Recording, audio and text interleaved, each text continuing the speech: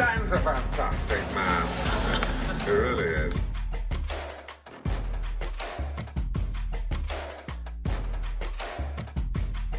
Ladies and gentlemen, please welcome. All right, guys, this is Dan French here. This is another version of the French Workbench podcast. I'm in studio here again. We have another person from, well, she's back. She's from the Las Vegas Review-Journal. And man, we got a party going on in here, right? You hear this music? Pretty nice. It's Feels pretty like good, Friday. right? I wish it was Friday. Right. It's a long time, man, since Friday. So you got 2 more days. It's considered, I hate to say this word, but it's hump day, right? Yeah, Hump day. So what's going on? How you been? Good. We have so many stories in the works. Right? It's pretty insane. It's a lot of stuff going on in Vegas, right? A lot going on this month. Yeah. Really. Yeah. It's crazy. So what's going on with you? How you been? I've been good. Just busy. This week is a lot of projects that we have Going on? ready. Yeah. Yeah, you got a lot of month. stuff happening, huh?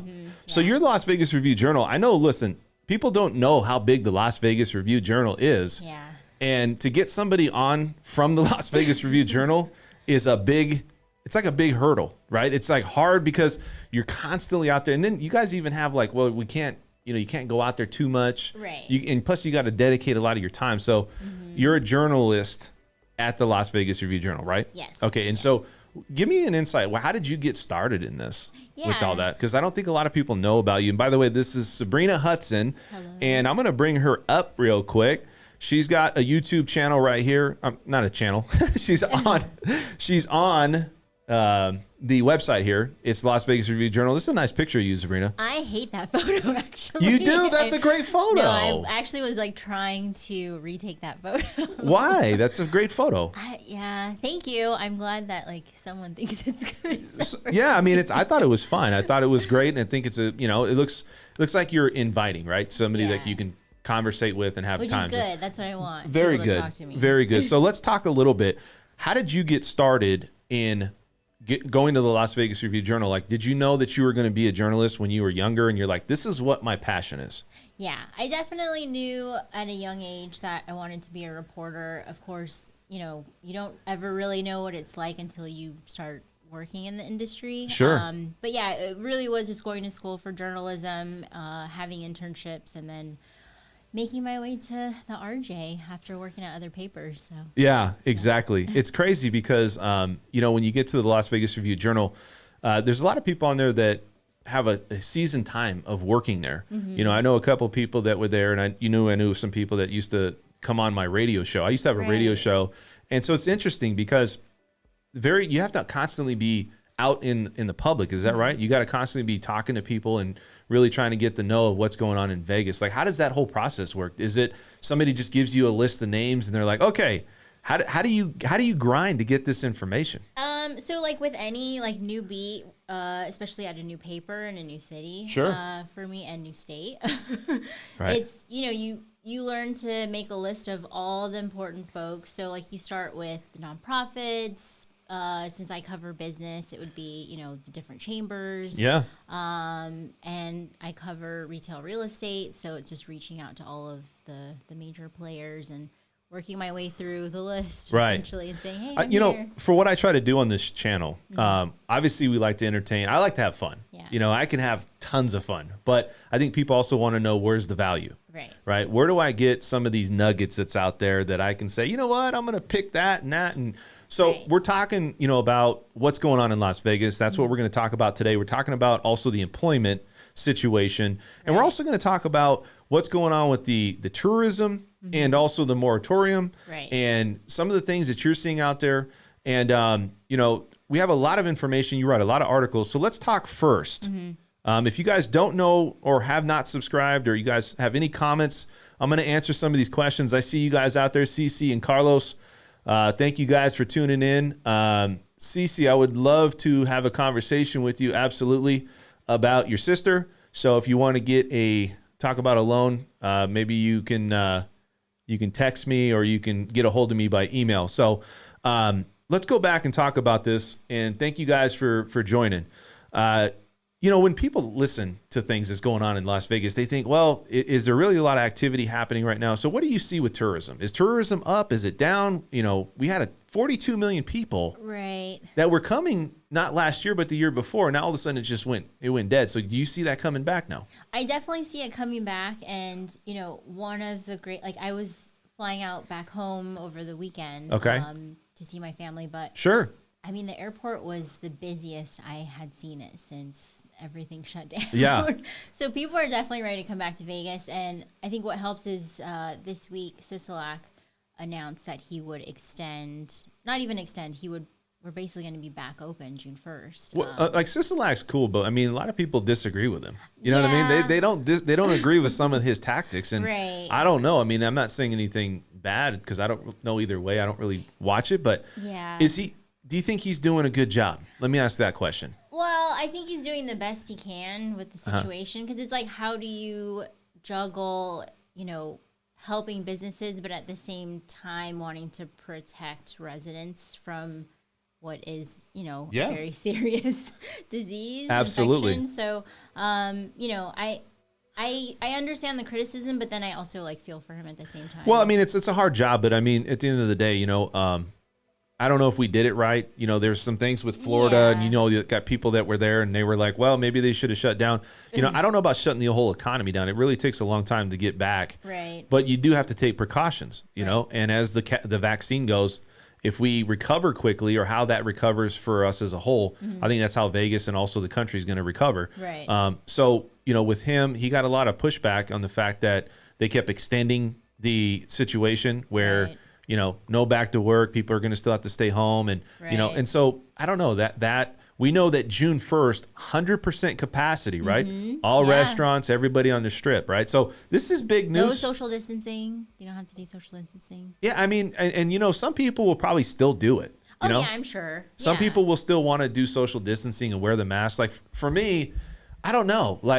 Do I have that comfort zone where I feel like I'm going to walk into a restaurant and I don't have to really worry about? I'll probably do it. Honestly, that's just my personal opinion. Yeah. There's going to be some people that are like, great that we don't have it and we don't have to worry about it no more. So what do you think that's going to do with tourism? Obviously, it's going to really make tourism go off the charts. I think we'll be back to normal this year. I mean, I was honestly surprised that he had the June 1st. I was thinking probably not till fall because, we're still rolling out vaccines. I was an interesting thing. I was looking up and this came out. They have so many vaccine appointments that are available. Right. Nobody's taking them.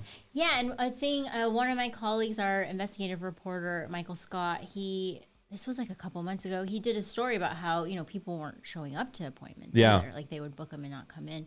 So, it's really interesting. I would be surprised more people would be committed. Well, I don't know. And there's a lot of skepticism on what's in the vaccine and is it really necessary? There's different kinds. And I mean, look, we get it, but if it's a choice, I guess. It's just crazy to me that there's probably more, I would say, or more people that are not doing it than I thought would do it, right? Because you would think that at least half the population would be like, hey, you know what, let's do it. But it just seemed like there's not a lot of people here that are interested in going down. When my girl went down and got it, she got her vaccine, and she was sitting in line, and there was only 4 people.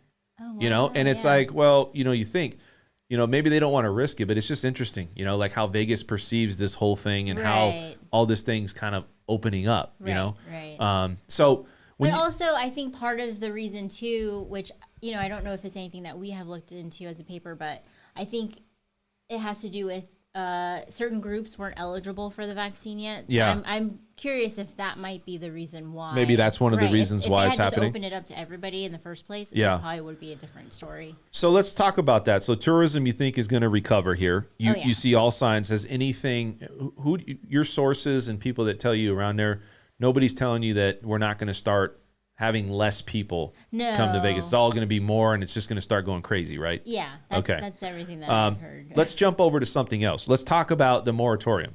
Yes. What is the news on this? Everybody thinks that foreclosures are going to happen. That's just the big thing where they said, oh, this is what's the key to the market collapsing. Right. Right. What are your thoughts on that? And how how does that whole thing start? Like, who do you talk to about getting this information? Because obviously you probably have better sources than I do.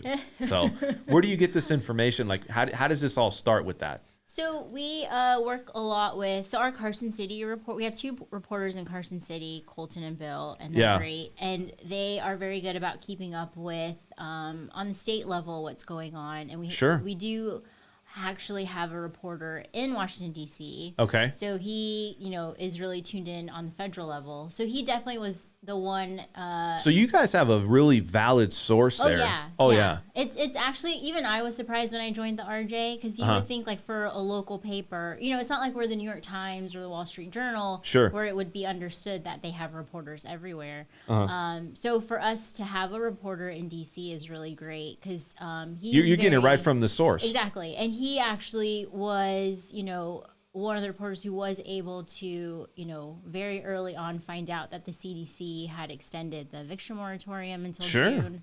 And then, like I said, with Colton and Bill, they've been covering everything that's been happening on the state level. Yeah. And so they were really the ones to be able to cover Sisolak announcing that he was extending the moratorium till the end of So they know this stuff kind of in the future almost, right? Exactly. It's like, is it like weeks before usually, or is it something? No, okay. I would say, so the thing is, like, when you are reporting on a beat, like, let's say, I can't speak for Colton, but, as you're covering this, like, like you said, you talk to folks in the industry, you hear things. Right. So you kind of have, like, it's like a second sense of, like, okay, I have a feeling that this is going to happen, that the moratorium is going to get extended.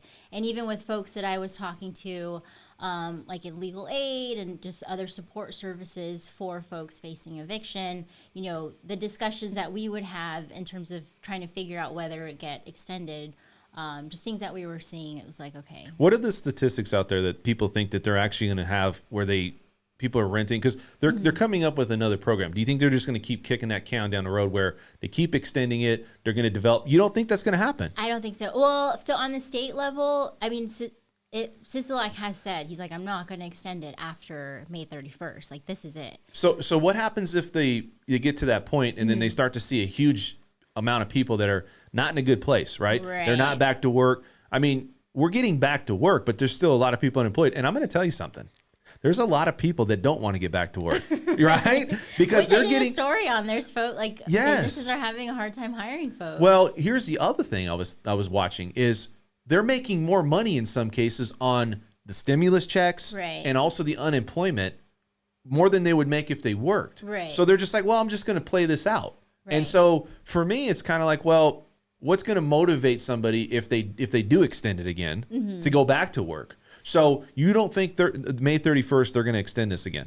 I don't think on the state level they're going to extend it. And then also you have to think, like, a lot of these extra benefits that folks on unemployment are getting, like, that's going to end in the fall. Like, those programs are going to be done for. So, like, eventually they will have to start looking for work. And DETR, the state's unemployment office, they did announce this month that they're requiring not just folks on the traditional unemployment insurance program, but also the contractors.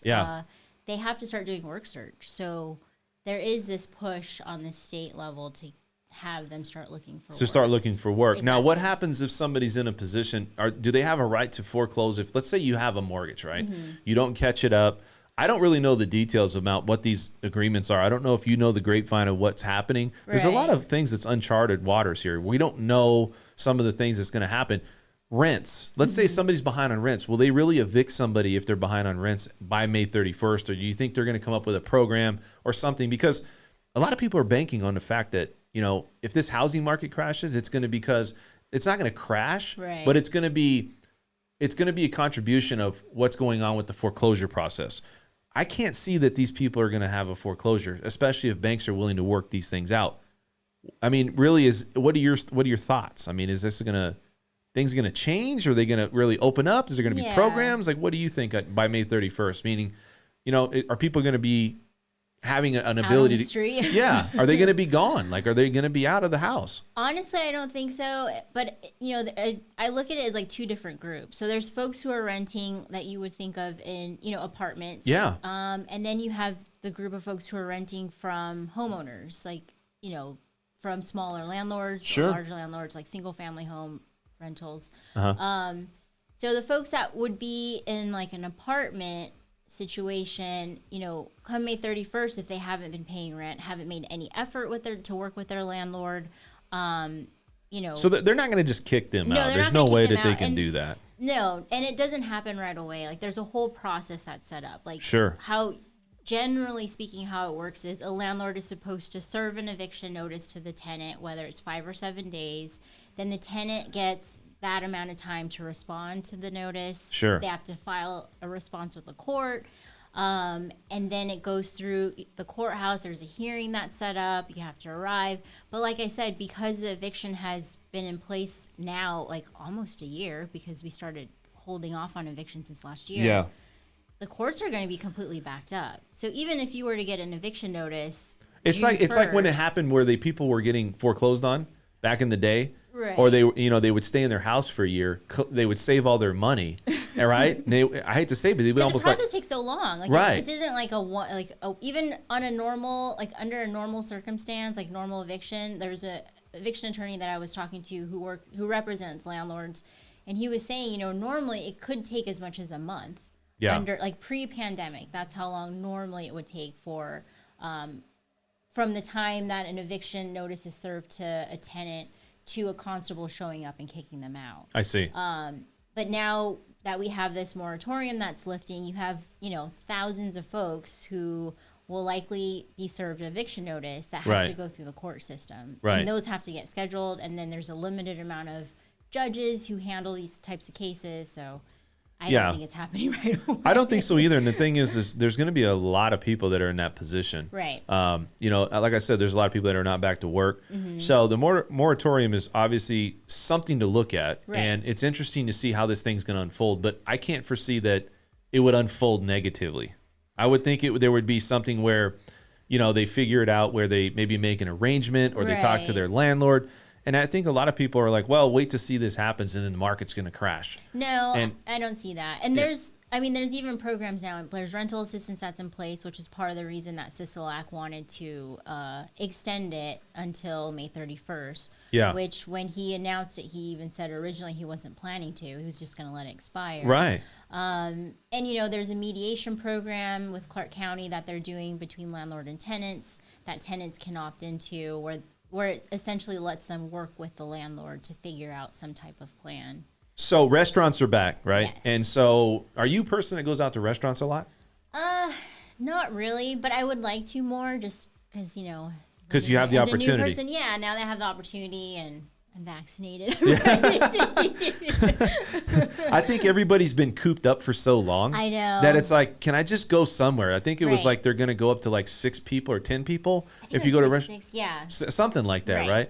right? We were prevented a lot of times with my family to go out. We wanted to go out so many times to eat. Yeah. It is a luxury, but I think people need to take precaution. I don't think it's just like, but No, yeah, right. I don't think there's a lot of people out there that's taking the vaccine too. I mean, I'm not saying that you know. have to, but Right. you got to be cautious. Now, looking at Vegas as a whole, Mm-hmm. what do you see out there right now with Las Vegas? Do you feel that Vegas is now really where it was when it first started pre-COVID, or do you think we still have a way to go here? I think we still have a way to go. I mean, and you brought this up too with the unemployment. Like our unemployment rate for February, which is the latest figure, is about 8.3%. Oh, okay. So it has been dropping. I mean, at one point we were double digits, and we Yeah. were the worst in the country. So I think we still have a ways to go. I don't think we're nowhere near pre-pandemic levels, but Sure. just the way things have been this last month, it's been pretty good. What Like, about all these new casinos that's opened up? I think it's crazy that they're opening up all right now. Right? Let me say this. They have Or to it's great timing with things opening up. Yeah, in it's June, but- great timing, but I think too that like you said, people are at home, they're Right. cooped up, they want to get out. I think these people that are building these casinos, they're big, they're a lot of money, right? But Right. they're probably like, man, I've been sitting on this for so long. Can we get back? Can we get back? Can we get back? Exactly. You got how many casinos do we have open up recently? Do you have any idea, like the new casinos that's going on? Gosh, no. I know there's Circa, which is the one that was in downtown. Yeah. Have you been in Circa? I haven't been over there yet. No, I've been wanting to. are you? Yeah. Do you go to downtown? A lot of locals go downtown where they like that environment where you have less. It's cheaper, right, to Right. drink and have fun and hang out. And it seems like it's more like And you're dealing. It's almost like a less marketplace. crowds, right? Yeah, they got like the marketplace down there. They got the what is it, the arts. Mm-hmm. And they also got like First Friday. Park, right. Yeah, First Friday is kind of cool. You go down there. They got a lot of concerts. It's free sometimes. Right. So I think that's what attracts these locals to go down there. But Well, there's also more. I feel like there's more community-focused events over there, Right. that like would appeal to locals as opposed to stuff that would be on the Strip, which would probably be more. for it's more, tourists. it's more probably corporate, traveling Right. people and I think that's why people stay away from the Strip. Everybody's like, well, you're a local. Do you ever go to the Strip? I don't really go to the Strip. Right. I mean, I go people watch. I can cruise by and watch some people on the side. But I don't really have a desire to go down there. There's nothing really that interests me that I have to be down, unless it's like a show. Exactly. Or like what I've heard with everyone and have learned pretty quickly is like if friends or family come in town, like of course they want to go to the Strip, so Right. that's how you end up over there. Right. And so let's talk a little bit about, let's talk about this article real quick. I want to bring this up. So this is Airbnb blocks one-night bookings on July 4th. What's Yes. happening on July 4th? What does this mean exactly? Well, so there's this whole, and it was funny because when you see Airbnb had like a press release essentially, with the news that they were going to prevent one-night bookings. And for them, it was to limit parties. To limit parties? Which was a thing. I don't know if you ever had seen stories. It was happening in LA where Yeah. people would book these mansions for a night and then were having crazy parties during the pandemic. And it turned into a big thing. It turned into a big thing? Yeah, right. Have you ever done an Airbnb? I have, but I usually am not the one. I don't know. I prefer hotels. I'm not Yeah. an Airbnb type of person. Well, I think I've stayed in them, but I've never actually booked them myself. Yeah.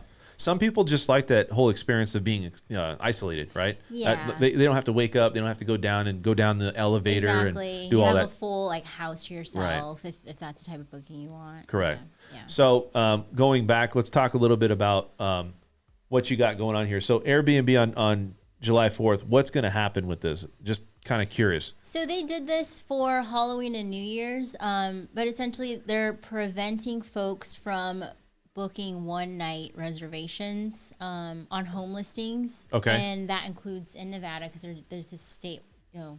So July 4th, it's just you can't do anything Airbnb. There's this expectation that it's going to just be crazy. July Really? 4th weekend. Yeah, because, more people It does are get pretty crazy. vaccinated, I think things are July opening up. 4th is probably more crazy than New Year's in some cases, right?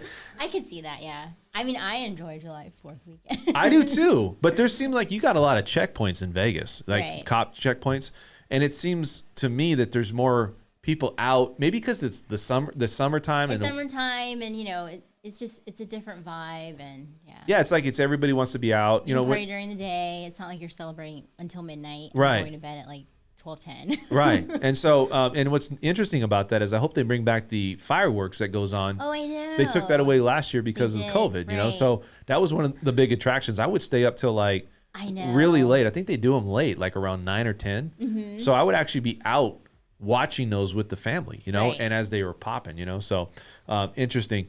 So let's go back. And so you got the employment. Yes. Okay. We talked about that. That's getting better. Mm-hmm. We also are talking about the moratorium, and that's going to hopefully stop May 31st. Right. May 31st. Well, so the state's moratorium is ending May 31st, but federally there's still a moratorium until June for another month. Got after you. That. And essentially the state and federal are pretty much the same. Uh-huh. So even though the state moratorium's ending May 31st, folks who are facing eviction could still take advantage of the federal moratorium for see. an extra month. Yeah. So I they see. kind of actually get that extra month. So Vegas right now, you see tourism up. Mm-hmm. Okay. Take me into what you go through on a daily basis, because I think a lot of people want to know, what does a journalist actually do, right?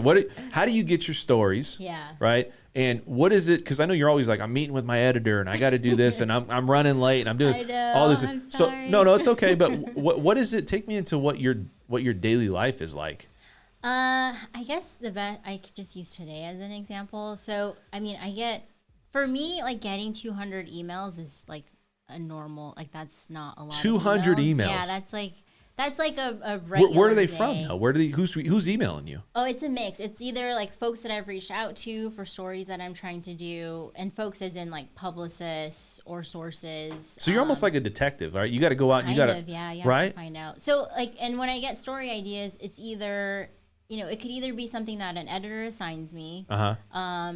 Like for example, today I'm covering an event later today. Yeah. And it's a pop-up shop. Pop-up shop? Yeah. What is that?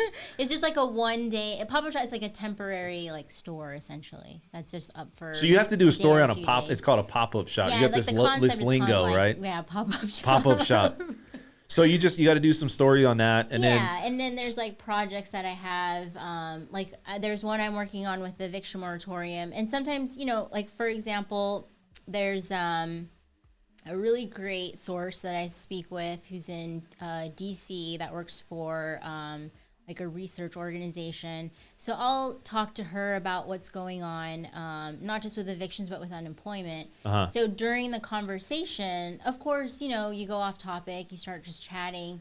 And a lot of times they'll mention something that's like, oh, well, that's really interesting. It doesn't relate to the story that I'm interviewing you for, but it's certainly so something. you gather a lot of information on Yeah. things, huh? So, I mean, sometimes I will do interviews and end up like hanging up and having like 3 story ideas out of it. So you got to be creative. Yeah. You got to know where to go find the source of what you're trying to write about, right? And usually that's a process. How long does it take to put out a story, usually? It depends. So, like I did one today that just took a day. Like I did the interview A day? and wrote the story. What's the longest story that you had to put together? That you're like, this is my masterpiece. It's like, and it's 2 weeks later, Oh, those are like month-long stories. Month-long stories. Yeah, and a lot of times those are stories that require like collaboration with like different people. There's a lot of data that I have to collect. So like there's a project I'm working on in relation to evictions, and I'm working with an organization. That's really exciting, but I've been working on that since Does November. Vegas have a higher amount of eviction possibility? Because look at other states. It seemed like we had a lot of hospitality here. We have a lot of people that are in the service industry or hospitality. So those jobs did not come back right away. Obviously, we know why. A lot of people in one room. Right. So does other states have the same problems? Or do you think Vegas is going to be one of those states, just like we were when we had the foreclosures, that we're going to be one of the highest states out there with the amount of people that are struggling? You know what I mean? So I don't know. What are your thoughts? I think we'll be pretty high up there. I mean, Hawaii, they're also very tourism dependent. Right. So, the data that we're looking at goes Hawaii's back. very tourism dependent, huh? Yeah, they are. I didn't know that. Yeah. Really? So, like, even when I was doing a story on unemployment figures, and we were working with our investigative reporter on it, and we were comparing, every state. Hawaii was one of the states that we were looking at because in terms of economy, it's pretty similar to Nevada, just because it's so dependent on tourism and the tourism. What is your single thing that you like about Vegas mostly? Because I think a lot of people are like skeptical. There's a lot of, I get talked to a lot. Yeah. They're always like, well, why would you live in Vegas? We talk about why Vegas has other things than just the strip. Right. I think the cost of living's really good. Okay. You were from California, is that right? Yes. And your cost of living was pretty high there, I'm assuming, right? It was, and I was renting back home. Yeah. And I'm still renting here, but it's definitely, like, I'm not paying that much different than I was when I was living in Long Beach, but I will say, like, gas is cheaper. Like, it's just everything. How much, though? Because, I mean, is it really that much cheaper? I don't know, but is it? Well, now I feel like it's, so when I was back home, gas was like $4.20. Okay. Like, it was over $4 here. I think which I'm not filling up gas as often as I used to, but it was like $3 something. I will say it was like $1, at least $1 cheaper than what I was paying back home. Have you? So we're talking right now with Sabrina Hudson. She's from the Las Vegas Review-Journal. I have a question. We're going to go back to some of the stories and stuff that we talked in the beginning because I'm curious. Have you ever met a politician, or have you ever met Sisolak yourself? I have met Sisolak very briefly. This was like maybe my first or second month at the RJ. Is he a pretty intimidating guy when you meet him? Is he kind of, or is he pretty well, a lot of people don't really know Sisolak that well. Right. I got, like I said, mixed reviews. Some say he did good, and some are like, man, I can't stand the guy. you know. But is it something where he's inviting, you know, is he somebody approachable? Like how is his demeanor?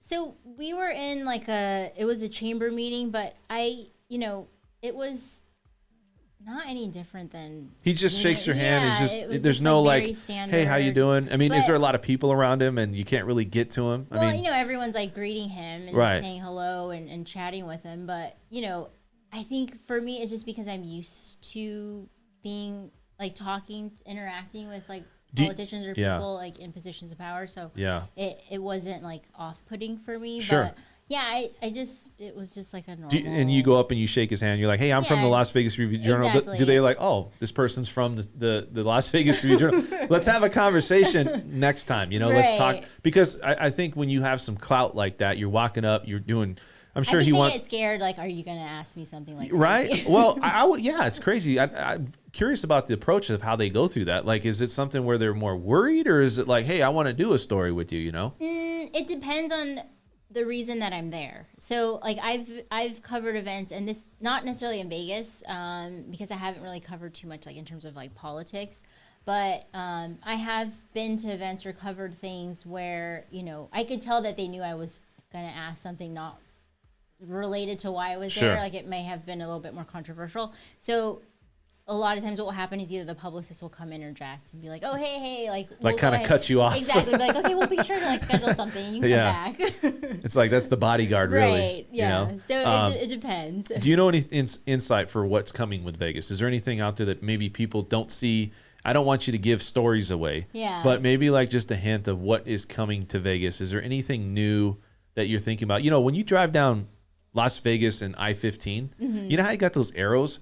It's almost like they copy California a lot, right? Because it's I just saw that in California, and I'm not saying it's bad for Vegas to do Right. that, but it does Just seem interesting. it's kind of California the trendsetter, both good and bad, Right. right? Yeah. So the good stuff it seems like we try to get. But do you have anything that's going on in the near future that maybe people might have some interest in what's going on with Las Vegas? Maybe some stories you heard from other people, Right. Because you have a lot of surrounding of people that probably have a lot of information. Right. And like, you know, Bailey, Rick, and Mike, who are our gaming and tourism reporters, like they're very much like tuned in with like The future gaming part of projects. it? Yeah, and like what Did you hear the Sands is going away, right? They're going to go across. I think they're going to another country, right? They're taking their Yes. gaming. So is that, you think that's going to happen where gaming starts to leave Vegas?